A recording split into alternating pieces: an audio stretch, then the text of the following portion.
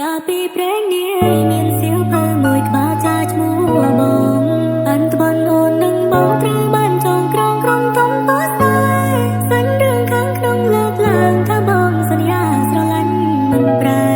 ផ្ដល់ក្តីស្នេហ៍ដល់អូនជាមនុស្សតែម្នាក់ដែលបងត្រូវការ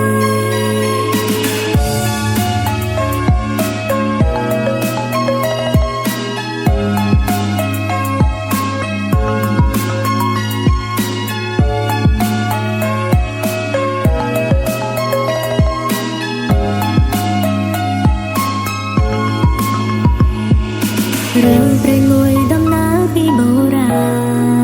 ណក្រុងឃ្លាពាសំដីជាប់ដណ្ដាលមិនដែលជួបអ្វីបន្លំមកផងបាន